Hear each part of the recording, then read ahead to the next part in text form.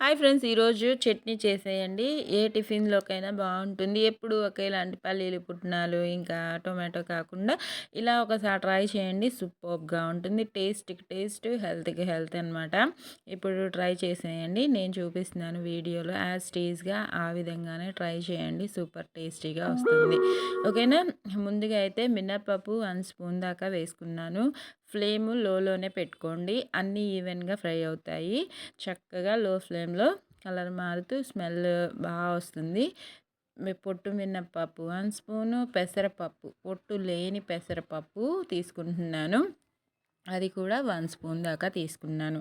మీ ఇంట్లో వాళ్ళు తినే క్వాంటిటీస్‌ని బట్టి చేసుకోండి. చూసుకుంటూ చేసుకోండి. పల్లీలు కూడా ఒక 1 స్పూన్ అనమాట సరిపోతాయి. ముందుగా ఇవి బాగా లో ఫ్లేమ్‌లో ఫ్రై అవ్వాలి.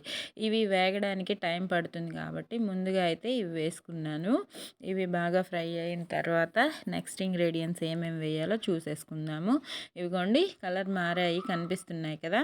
ఈ టైంలో పుట్నాలు ఉంటాయి కదా! మన తినే శనగపప్పు వాటిని కూడా వేసుకుంటున్నాను. అది పెద్ద స్పూన్‌తో 1 స్పూను లేకపోతే ఒక కప్పుతోటి 1 కప్పు దాకా తీసుకోండి. ఏదైనా పర్వాలేదు. నువ్వులు కూడా ఒక 1 స్పూను. ఇవన్నీ వేయడం వల్ల మనకి టేస్ట్ బావుంటుంది. ఇంట్లో తినని పిల్లలు టేస్టీగా ఇష్టపడుతూ తింటారనమాట. ఎండుమిర్చి వేస్తున్నాను ఈ చట్నీ కోసం అయితే. మీ స్పైసీని బట్టి తీసుకోండి. నేను ఒక 6 ఎండుమిర్చి దాకా హాఫ్‌కి కట్ చేసుకొని వేసుకున్నాను.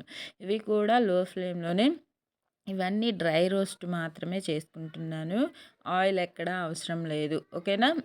దాంతోపాటు కరివేపాకు కూడా ఒక రెమ్మ దాకా వేసుకున్నాను.